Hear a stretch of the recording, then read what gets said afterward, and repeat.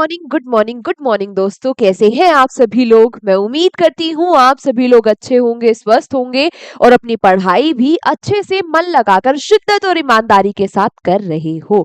तो शुरू कर देते हैं आज की अपनी करंट अफेयर्स को, जहां पर हम करंट अफेयर्स के 10 इंपॉर्टेंट क्वेश्चंस को मात्र और मात्र 10 मिनट में कवर करेंगे विद एक्स्ट्रा इंफॉर्मेशन। आज का पहला क्वेश्चन आप सभी लोगों के सामने ये रहा। क्या पूछा आपसे कि recently which state government has launched the भू भारती पोर्टल। क्या पूछा कि वो कौन सी राज्य सरकार है जिसने भू भारती पोर्टल को लॉन्च किया है। तो ये वही राज्य सरकार है जिसने भू भारती एक्ट 2025 में लाया था। कौन सी राज्य सरकार है ये वही है जहां के सीएम रेवंत रेड्डी है।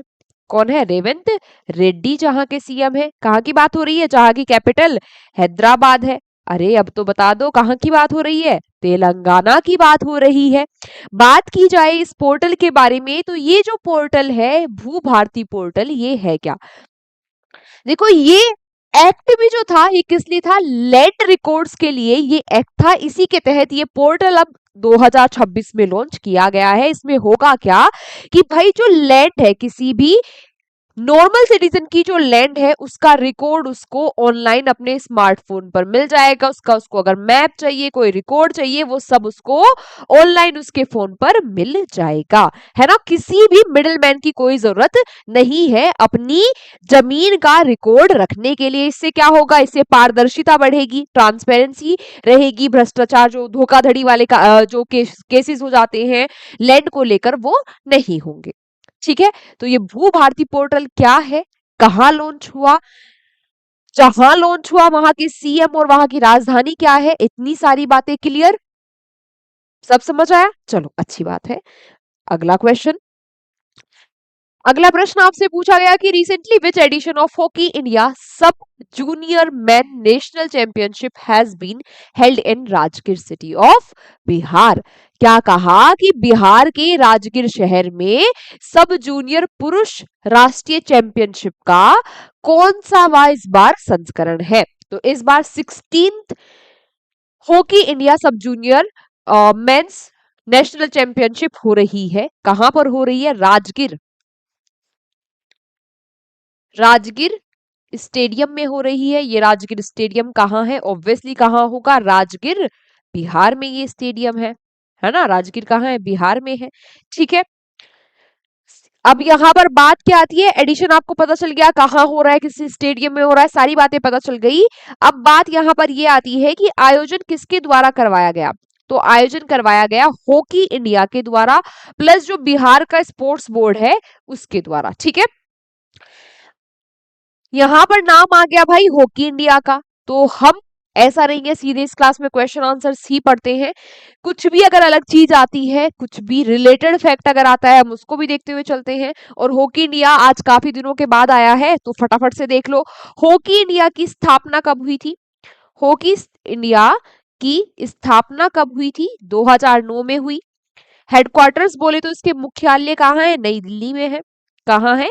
नई दिल्ली में इसके मुख्यालय है। और इसके अध्यक्ष या फिर प्रेसिडेंट कह लो, कौन है हॉकी इंडिया के प्रेसिडेंट? दिलीप तिर्की। इनका नाम आप लोग जरूर याद रखना, दिलीप तिर्की इनका नाम है। ठीक है, जो हॉकी इंडिया के प्रेसिडेंट है।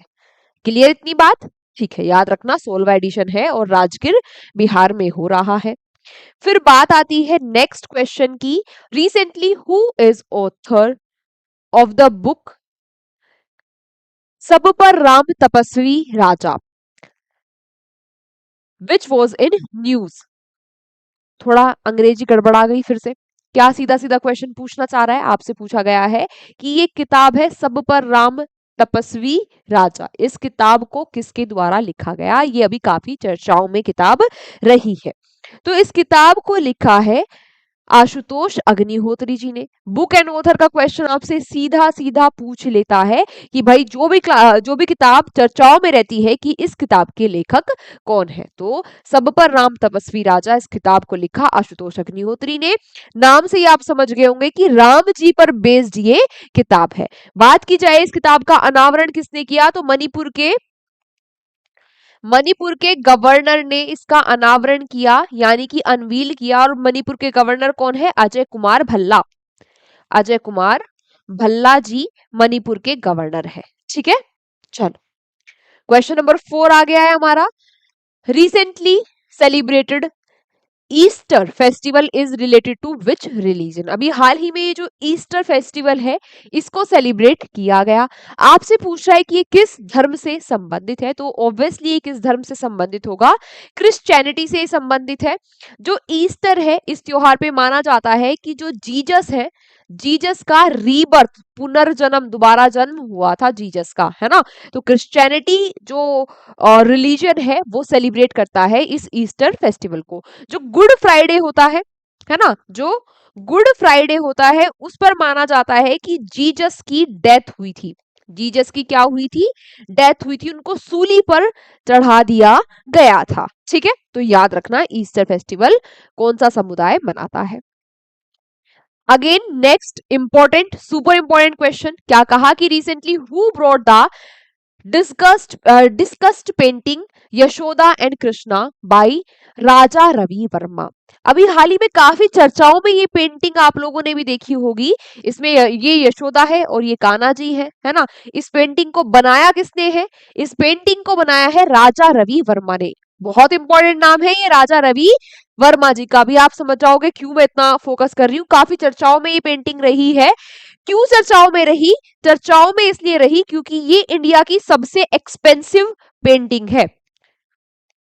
सबसे एक्सपेंसिव बोले तो सबसे महंगी पेंटिंग है ये, जिसको बनाया है राजा रवि वर्मा जी ने। लेकिन आपसे पूछा क्या? आपसे पूछ लिया गया कि भाई ये जो पेंटिंग है इसको किसने खरीदा? कितने में खरीदा? 167.2 करोड़ में इस पेंटिंग को खरीदा है साइप्रस पुणे वाला ने, है ना। सीरम इंस्टीट्यूट ऑफ इंडिया के से ये संबंधित है ना। सीरम इंस्टीट्यूट से ये संबंधित है। ठीक है, कोविड की वैक्सीन भी बनाई थी सीरम इंस्टीट्यूट ने, कोविशील्ड जो थी, है ना। तो ये उसी से संबंधित है। 167.2 करोड़ में इन्होंने ये पेंटिंग खरीदी, जो कि भारत की अब तक की सबसे महंगी पेंटिंग है। देन आपसे पूछा गया कि recently what is India's rank in cases of athletes being suspended due to doping? Doping के कारण निलंबित किए गए खिलाड़ियों के मामले में भारत का क्या स्थान है? बहुत ही अजीब बात है कि इसमें भारत ने टॉप किया है। भारत का स्थान फर्स्ट है। डोपिंग के मामले में 148 जो भारत के एथलीट्स हैं उनको सस्पेंड किया गया, है ना। भारत के 148 एथलीट्स को सस्पेंड किया गया। डोपिंग क्या होता है कि जब खेल से पहले जो खिलाड़ी है वो किसी प्रतिबंधित ड्रग को ले लेते हैं जिससे वो और ज्यादा एनर्जेटिक फील करे, और ज्यादा अच्छा परफॉर्म करे, तो अगर वो पकड़े जाते हैं तो क्या होता है, उन पे डोपिंग का केस लगा दिया जाता है और उनको निलंबित कर दिया जाता है ना। डिपेंड करता है कि उन्होंने किस गेम में डोपिंग की है और डोपिंग का जो उन्होंने ड्रग लिया है उसका क्या अमाउंट उन्होंने लिया है, उस हिसाब से उनको 2 4 5 साल 10 साल के लिए बैन कर दिया जाता है। तो भारत में ऐसे 148 एथलीट्स को बैन किया गया। अच्छा, इसके लिए 2 संस्था होती है। भारत नेशनल लेवल पर है नाडा, यानी कि नेशनल एंटी डोपिंग एजेंसी। क्या है? National anti doping agency, anti doping agency. ठीक है, और वर्ल्ड लेवल पर क्या है? वाडा, यानी कि वर्ल्ड एंटी डोपिंग एजेंसी। ठीक है, इन दोनों एजेंसी का भी आप लोग नाम याद रखना। फिर आते हैं अपने 7th क्वेश्चन पर। Recently mission Mitra which was in news has been started in Ladakh. It has been started by whom? अभी हाल ही में क्या हुआ? मिशन मित्र को लॉन्च किया गया। आपसे पूछ रहा है कि इसको किसके द्वारा लॉन्च किया गया। एक बात पूछी और एक बात आपको बता दी कि कहां पर लॉन्च किया ये मिशन? लद्दाख में। तो देखो ये है क्या? मिशन मित्र गगनयान जाने वाला है हमारा, है ना। गगनयान जाने वाला है। गगनयान कहाँ जाएगा? गगन में जाएगा, यानी कि स्पेस में जाएगा।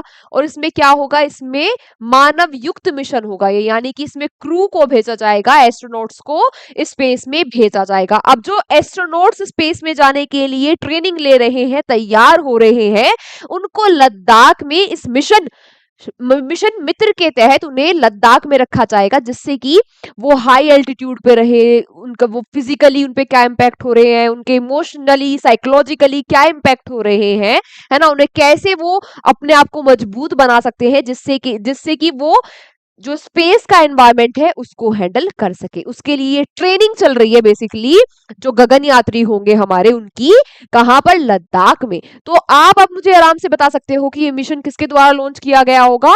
इसरो के द्वारा। और इसरो ही आज आपका क्वेश्चन फॉर यू भी है, क्योंकि इसरो का मैं आपको पढ़ाती रहती हूँ, हर हफ्ते में एक बार आ ही जाता है ना। और इतनी बार मैं आपको पढ़ा चुकी हूं, तो आज आपकी बारी है। इसरो की फुल फॉर्म क्या है, कब स्थापना हुई और इसके चेयरमैन कौन है, सारी बातें, हेडक्वार्टर्स कहां है, सारी बातें मुझे आप कमेंट बॉक्स में बता देना।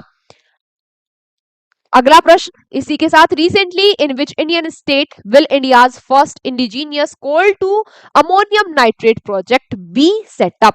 तो हाल ही में भारत के किस राज्य में भारत की पहली स्वदेशी कोल अमोनियम नाइट्रेट परियोजना स्थापित की जाएगी? ये कहां पर की जाएगी? ओडिशा राज्य में स्थापित की जाएगी। और इस योजना के तहत 2000 ton per day ammonium nitrate बनाया जाएगा, जो किसमें काम आता है? फर्टिलाइजर्स,